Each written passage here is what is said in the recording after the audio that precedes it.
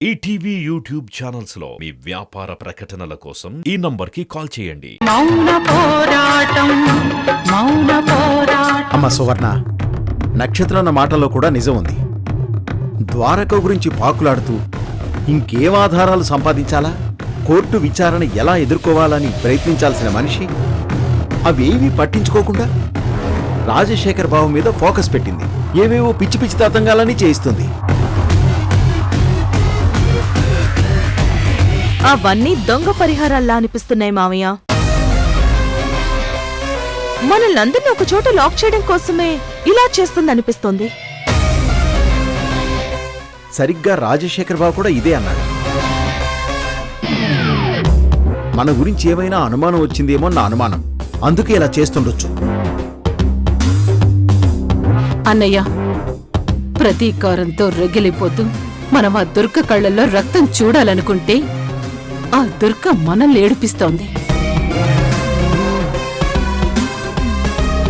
తన మనసులో ఆ కాన్ఫిడెన్స్ ఏంటో ఈ గురువారం కోర్టు విచారణలో తను ఏమేం ఆధారాలతో సిద్ధమవుతుందో మనం తెలుసుకోవాలి.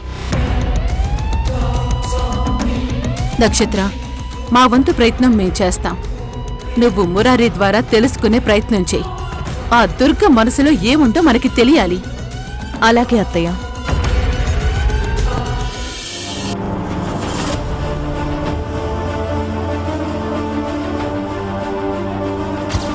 దుర్గమ్మ, మీ పోరాటంతో ప్రభుత్వాన్ని కదిలించి నీ కడుపులో బిడ్డ ద్వారకకి రాజశేఖరే తండ్రి అని ఆ రోజే రాజశేఖర్తో చెప్పించారు. తన మెడలు ఉంచారు. ఆ రోజు నుంచి అతను మిమ్మల్ని శత్రువుగా చూస్తున్నాడు. శత్రువుకి శత్రువే తోడన్నట్టు తనకు ఆ సువర్ణ అండగా నిలబడింది. ఇద్దరు కలిసి మిమ్మల్ని టార్గెట్ చేశారు.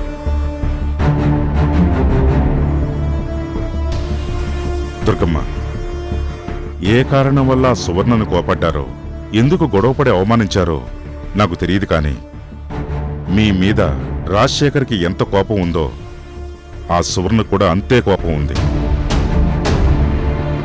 మురారిని మీరు పంపలేదన్న కోపం మాత్రమే కాదు, అంతకు 10 మీ మీద పర్సనల్గా పాగుంది.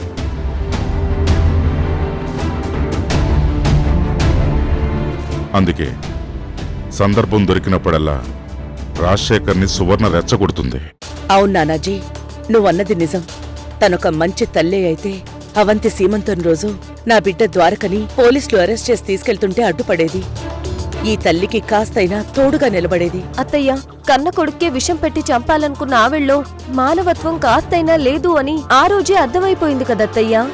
అవునవంతి, ఆ సువర్ణ ఒట్టి డప్పు మనిషి. తనిప్పుడు కూడా మురారిని తన దగ్గరికి రావాలని కోరుకుంటోంది ప్రేమతో కాదు, 1000 కోట్ల ప్రాజెక్టు మీద సంతకం కోసం. డబ్బు సంపాదన, పగ సాధింపే వాళ్ల లక్ష్యం. ఈ రెండు సాధించడానికి ప్రయత్నించేవాళ్లు మనశ్శాంతిగా బ్రతికినట్టు ఒక్కరు కూడా లేరు. ధనదాహంతో కళ్ళు నెత్తికెక్కి ప్రాణాలు తీయాలని చూసేవాళ్లున్నారు. కానీ అదే ధనం మనిషికి ప్రాణం పొయ్యలేదనే సత్యాన్ని తెలుసుకోలేకపోతున్నారు. తెలుసుకునే రోజొచ్చేసరికి జీవితాలే నాశనమైపోయుంటాయి. సరిదిద్దుకునే అవకాశాలు కూడా వాళ్ళకుండవు. ఆ సువర్ణ ఇప్పటికి కూడా మురారిని కొడుకుగా చూడ్డం లేదు. తనకి కలిసొచ్చే డబ్బు గురించి ఆలోచిస్తోంది. తనుగా రాజశేఖర్ చెడ్డవాడైతే ఆ సువర్ణ వల్ల ఇంకా రెచ్చిపోయి మన కీడు కోరుతున్నాడు. ఈ కుటుంబం ముక్కలైపోయి నేను ఒంటరిదాన్నైపోవాలని కోరుకుంటున్నాడు. మగాడి విజయానికే కాదు, మగవాడు చెడుదారి పట్టడానికి కూడా ఆడదే కారణమని సువర్ణ లాంటి వాళ్ల వల్ల చెప్పాల్సి వస్తోంది. చెప్తాను.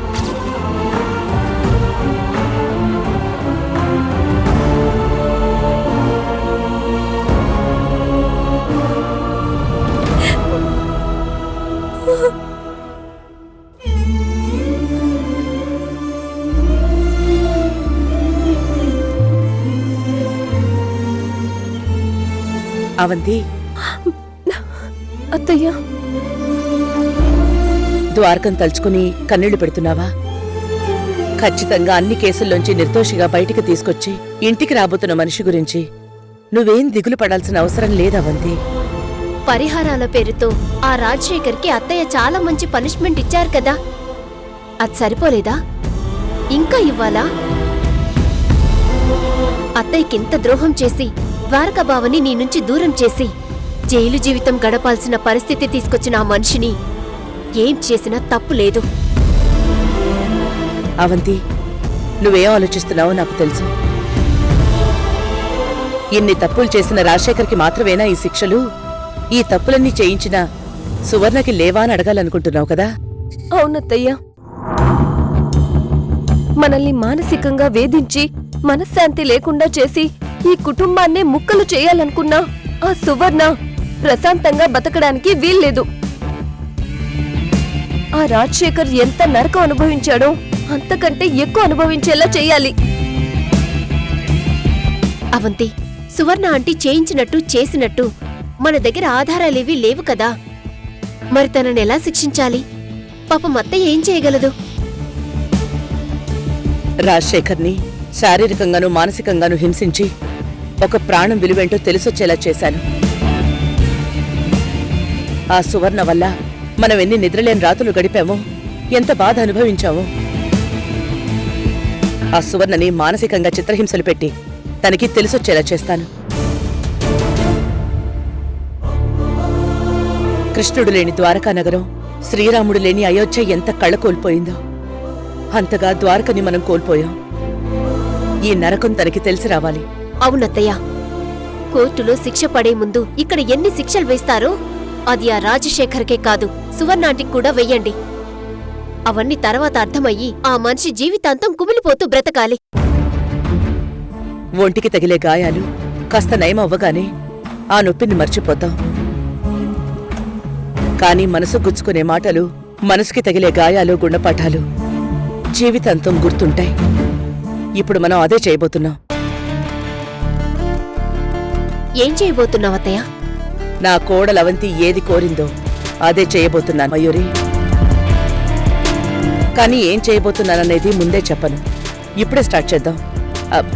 చారి ఎక్కడా? మేడం నమస్తే. నమస్తే. నానాజీ మీ దగ్గర సేఫ్గా ఉన్నాడు కదా? చాలా సేఫ్గా ఉన్నాడు మేడం. ఎవరికి అనుమానం రాకుండా, మూడో కంటికి గానీ కెమెరా కంటికి గానీ దొరకకుండా చాలా జాగ్రత్తగా దాచించాం. వెళ్ళి నానాజీని తీసుకురా.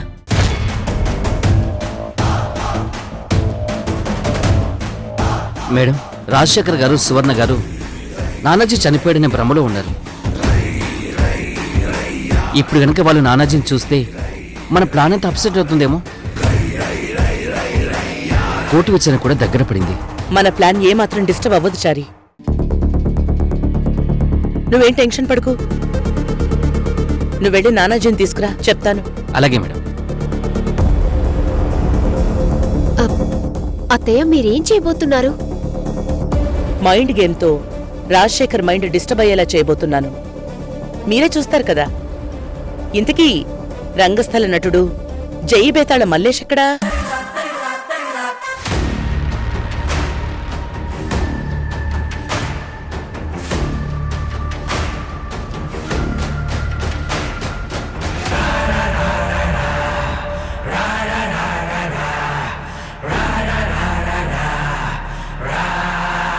రాజశేఖర్, నువ్వు చాలా సాఫ్ట్గా కనిపిస్తావు, కానీ ఒకరిని చంపడంలో ఇంత వైల్డ్గా రియాక్ట్ అవుతావని నాకు మాత్రమే తెలుసు. మన పీకల దాకా వస్తే అది ఎవరినైనా చంపడానికి వెనకాడవని మళ్ళీ ఒకసారి ప్రూవ్ చేశావు. నువ్వు గ్రేట్ రాజశేఖర్. Heads of. అత్తయ్య, ఏంటిది? నాతోనూ మావయ్యతోనూ ఒక్క మాటైనా చెప్పకుండా అసలు ఎలాంటి నిర్ణయాలు తీసుకున్నారేంటి? నువ్వు దేని గురించి మాట్లాడుతున్నావు నక్షత్ర? దేని గురించి అంటారేంటి అత్తయ్య? రాజశేఖర్ మావయ్య గురించి. రాజశేఖర్ గురించా? అవునమ్మా, అంత అర్జెంటుగా మాతో కూడా చెప్పకుండా అంత సీక్రెట్గా హాస్పిటల్లో అడ్మిట్ చేయడం ఏంటి? మాతో చెప్పకపోవడం ఏంటి? రఘురామ్, ఇదేమన్నా శుభవార్త? స్వీట్స్ పంచి నవ్వుతూ చెప్పడానికి? అర్జెంటుగా నేను అలాంటి నిర్ణయం ఎందుకు తీసుకున్నానంటే అది రాజశేఖర్ క్షేమం కోసం. రాజశేఖర్ని ఆ దుర్గ బారి నుంచి కాపాడుకోవడానికి హాస్పిటల్లో అడ్మిట్ చేయించాను. ఏంటమ్మా నువ్వనేది? అవునన్నయ్య, ఇక్కడే ఉంటే ఆ దుర్గ ఆ తతంగం ఈ తతంగం అని ఇంకా పిచ్చి పిచ్చివేవో జరిపించి రాజశేఖర్ని ఇంకా టార్చర్ పెట్టేది. అప్పుడు తన ప్రాణాలకే ముప్పొచ్చేది. అందుకే చాలా తెలివిగా డ్రామా ఆడాను. రాజశేఖర్ ఒళ్ళు హోనమైపోయింది, ఒక్కటే జ్వరమని, ఖచ్చితంగా తనని హాస్పిటల్లో అడ్మిట్ చెయ్యాలని హై డ్రామా ఆడి రాత్రికి రాత్రే ఆ దుర్గని నమ్మించి తనని హాస్పిటల్లో చేర్పించాను. ఇప్పుడు తనక్కడ సేఫ్గా ఉంటాడు. కోర్టు విచారణ దాకా తను అక్కడే ఉంటాడు. నీ ప్లాన్ వెనుక ఇంత మాస్టర్ బ్రెయిన్ ఉందా? గ్రేట్ సువర్ణ, వెరీ గుడ్. ఇంకా మనం మాత్రం ఇక్కడ ఎందుకు? బయలుదేరిపోదాం. రఘురాం, ఇలాంటి తొందరపాటు నిర్ణయం తీసుకుంటామని రాజశేఖర్ ముందే హెచ్చరించాడు. మనం ఇక్కడే ఉండాలని చెప్పాడు. దేనికి? ఆ దుర్గని ఒక కంట కనిపెడుతూ ఉండటానికి. ఆ దుర్గని అంత తక్కువ అంచనా వేయటానికి వీల్లేదు. తనలో ఒక ప్రొఫెసర్ మాత్రమే కాదు, ఒక పోలీస్, లాయర్, జడ్జు ఇందరున్నారు. తను తిరుగుబాటు మొదలు పెడితే డిపార్ట్మెంట్నే శాసించగలదు. మనతో ఆడుకుంటూనే ద్వారక గురించి ఆలోచిస్తూ ఇంకా సేకరించాల్సిన ఆధారాలు ఏమున్నాయా అని ఆలోచిస్తుంది. అవును సువర్ణ, ఇది పాయింటే. ఆ దుర్గకి అలాంటి అవకాశం మనం ఇవ్వకుండా ఉండాలన్నా, తన ఫోకస్ చెడగొట్టి కన్ఫ్యూజన్లో పడేయాలన్నా మనం ఒక కంట కనిపెడుతూనే ఉండాలి, తనని వెన్నంటే ఉండాలి. అవునత్తయ్య, మీరన్నది నిజం. అలానే ఫాలో అవుదాం. ఆ ద్వారకకి శిక్ష పడేదాకా మనం ఇంతకింత నటిస్తూ ఆ దుర్గని ఆడుకోవాలి. మురారి కూడా బాక్సింగ్ టోర్నమెంట్కి వెళ్ళాడు కదా, ఇక మనల్ని అడ్డుకునే వాళ్ళు ఎవ్వరూ ఉండరు.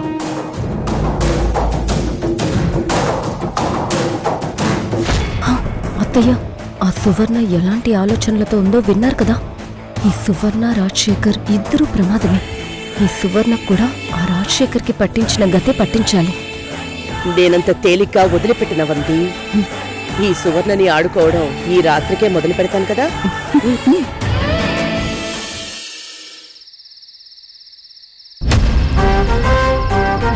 దుర్గమ్మ, నన్ను ఇలా బయటికి రప్పించడం అంత సేఫ్ కాదేమో అనిపిస్తుంది. మీ ఆలోచన ఏంటో తెలియదు కానీ మా అందరికి కూడా ఇదే అనుమానం ఉంది మేడం. అసలు ఏం చేయబోతున్నావు అత్తయ్య? ఆ రాజశేఖర్, సువర్ణ, రఘురాం దృష్టిలో నేను చనిపోయాను. ఆ, అలాంటి నా మీద వాళ్ళకి ఏమాత్రం అనుమానం వచ్చినా మన ప్లాన్ మొత్తం ఫెయిల్ అవుతుంది కదా దుర్గ గారు. కోర్టు విచారణ వరకు మనం ఏం చేసినా అందరి దృష్టిలో నువ్వు చనిపోయినట్టుగానే ఉండాలి నానాజీ. నా ప్లాన్ అస్సలు ఫెయిల్ అవ్వడానికి వీల్లేదు. మరిప్పుడు ఇలా ఇంటికి రప్పించారంటే ఏం ప్లాన్ చేశారత్తయ్యా? తిలా పాపం తలా పిడికెడు అని రాజశేఖర్ పాపంలో సువర్ణకు కూడా వాటా ఉంది కదా. సువర్ణకు కూడా బుద్ధి చెప్పాలనుకున్నాం కదా, అందుకే నానాజీని రప్పించాను. అంటే ఆ రాజశేఖర్ని కోడలతో కొట్టించినట్టు ఇప్పుడు నానాజీతో సువర్ణని కొట్టిస్తారా? లేదా చంపించేస్తావా? చంపడం, చంపించటం రాక్షసత్వం మయూరి. అలా చేస్తే మానవత్వాన్ని చాటాలనుకున్న మనకి వాళ్ళకి తేడా ఏముంటుంది? నానాజీ సువర్ణ కనిపిస్తాడు. దుర్గగారు, నేను బతికున్నానని తెలిసిపోతుంది కదా. తెలివిగా పసికట్టగలిగితే నిన్నిలా చూశాక నువ్వు బ్రతికున్నావని తెలుస్తుంది. కాని భయంతోనో వణుకుతోనో చూస్తే చనిపోయిన నువ్వు ఎలా వచ్చావని వణుకు పుడుతుంది. ఇప్పుడు మనం అదే చెయ్యాలి. నువ్వు ఆ సువర్ణకి కనిపించాలి.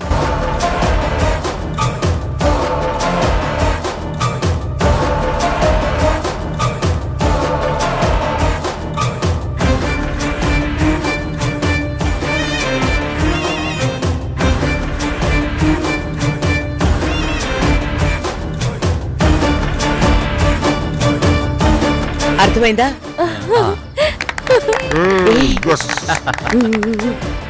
వెన్నులో వణుకు పుట్టించేలా భలే ప్లాన్ చేసావత్తయ్య. ఇన్నాళ్ళు మనం నిద్రపోలేదు, ఇప్పటి నుంచి ఆ సువర్ణ నిద్రపోనివ్వకూడదు. దెబ్బ మీద దెబ్బ కంటే మనసు మీద కొట్టే దెబ్బే మనశ్శాంతి లేకుండా చేస్తుంది. ఆ సువర్ణని ఉక్కిరి బిక్కిరి చేస్తుంది. ఇప్పుడు మనం అదే చెయ్యబోతున్నాం.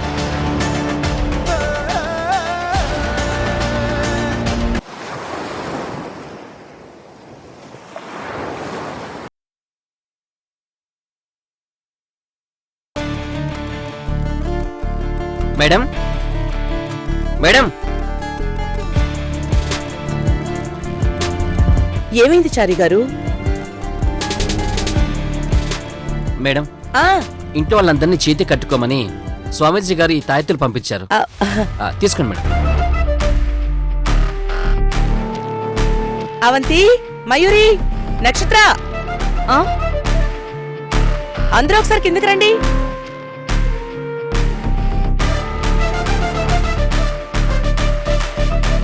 ఏంటత్తయ్య? ఆ, అందరూ ఈ తాయెత్తులు తీసుకుని చేతులు కట్టుకోండి.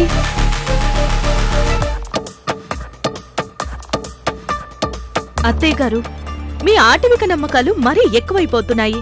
ఆ భూతాల తాంత్రికుడు ఏది చెప్తే అది మీరు నమ్మేసేలా ఉన్నారు. ఏంటత్తయ్య గారు మీరు మరీను? నక్షత్ర, నువ్వు నన్ను తప్పుగా అర్థం చేసుకోకు. నేను నమ్మడం కాదు, నా నమ్మకం పక్కన పెడితే అవంతికి మయూరికి ఏవో పీడకలలు పాడుకలలు వస్తున్నాయట. సరిగ్గా నిద్ర పట్టక చాలా అవస్థ పడుతున్నారట. వాళ్ళకొచ్చిన పరిస్థితే ఇంట్లో అందరికీ రావచ్చు కదా. అందుకే ముందు జాగ్రత్తగా ఈ తాయెత్తులు తీసుకో. అది తీసుకో తీసుకో తీసుకో. ఏంటి దుర్గా, అందరికీ ప్రసాదాలు పంచుతున్నట్టు ఏవో దారాలు పంచుతున్నా? అయ్యో, ఇది ఒట్టిదారం కాదు సువర్ణ, తాయెత్తు. ఏ దయ్యం, భూతం, గాలి, ఆత్మలు ఇవేవి మన జోలికి రాకుండా ముందు జాగ్రత్త. నువ్వు కూడా కట్టుకో. తీసుకో. నేను కట్టుకోవాలా? అవును మేడం, చాలా మంచిది. ఏ ఆత్మ ప్రేతాత్మ మిమ్మల్ని ఏం చేయకుండా ఉంటాయి. హ, ఆత్మలు ప్రేతాత్మలు మీరు నమ్ముతారేమో కాని నేను నమ్మను. కొన్ని భయాలు వెంటాడినప్పుడు నమ్మాల్సొస్తుంది. ఎవరికి తెలుసు? అమ్మ సువర్ణ, కీడో పేడో చేతికి ఆ తాయెత్తు బరువేం కాదు కదా, కట్టుకుంటే పోలే. మీరందరూ భయపడతారేమో కాని నేను దేనికి భయపడ్ను. అయినా ఈ కలియుగంలో డిజిటల్ ప్రపంచంలో ఇంకా ఇలాంటివి నమ్ముతున్నారంటే మిమ్మల్ని చూసి జాలిపడాలనిపిస్తోంది. సువర్ణ, మనిషి ఎంత అప్డేట్ అయినా చచ్చాక శ్మశానానికే చేరాలి. నువ్వింత ఛాలెంజింగ్ గా మాట్లాడుతున్నావో. ఏది ఒక అమావాస్య రాత్రి వెళ్ళి నువ్వు ఒంటరిగా శ్మశానంలో ఉండి చూపించు. వా, ఈ ఓపెన్ ఛాలెంజ్ యాక్సెప్ట్ చేస్తావా? హ్మ్, ఇలాంటి ఛాలెంజ్లు యాక్సెప్ట్ చేయాల్సిన అవసరం నాకు లేదు. అంటే నువ్వు భయపడుతున్నావు, పైకి మాత్రం బిల్డప్ ఇస్తున్నావు. అత్తయ్య, ఆవిడ ధైర్య సాహసాలు కలిగున్న మనిషి. ఇక్కడ మనం అందరం పిరికి వాళ్ళమనే అనుకుందాం. మన తాయెత్తులు మనం కట్టేసుకుందాం. ఆవిడ కట్టుకోవడం కట్టుకోకపోవడం ఆవిడిష్టం. మేడం, అనవసరంగా బిల్డప్లకు పోయి ప్రాబ్లంలో పడకండి. దయచేసి తాయెత్తు కట్టుకుని ప్రశాంతంగా నిద్రపోండి. అనవసరంగా ఆత్మల గోలు మీకెందుకు చెప్పండి? తర్వాత మీరే ఫీల్ అవుతారు. కాపాడండి కాపాడండి అని అరుస్తారు. అప్పుడు మిమ్మల్ని ఎవ్వరూ కాపాడలేరు. అమ్మ సువర్ణ, టెక్నాలజీలో మనిషి రాకెట్లా ఎంత దూసుకుపోతున్నా ఆ రాకెట్ కూడా పూజలు చేస్తున్నారు. కొన్ని నమ్మకాల్ని మూఢనమ్మకాలుగా కొట్టిపారేయకూడదు. దేవుడున్నాడనే నమ్మకంలో చాలా మంది దెయ్యాలకు ప్రేతాత్మలకు భయపడుతున్నారు. ఇది నిజమమ్మా, నమ్మమ్మా. రఘురాం కరెక్ట్ గా చెప్పాడు. ఇదిగో రఘురాం, నువ్వు కూడా తీసుకో. ఇదిగో సువర్ణ, నువ్వు కూడా తీసుకో. తీసుకో. తంత్రాలు తాయెత్తులు ఏంటో మీరు మీ నమ్మకం. అయ్యో అయ్యో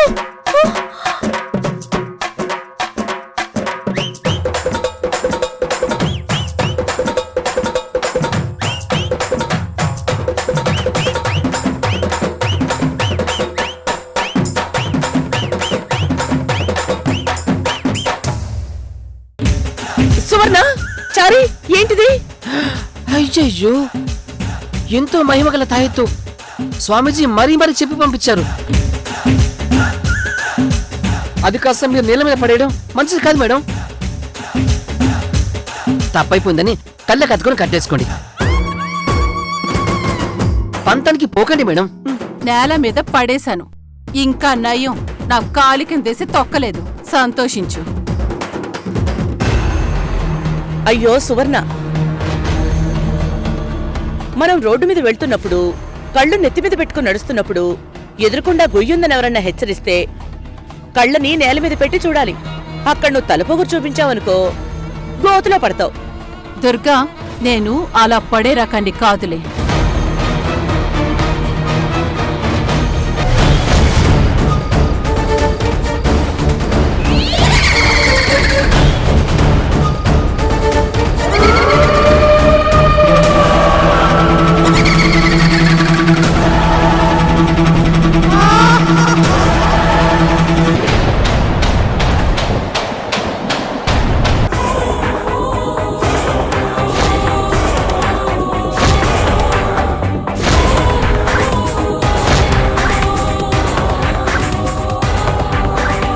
ఈటీవీ విన్ యాప్ రోజుకి కేవలం రూపాయి మాత్రమే.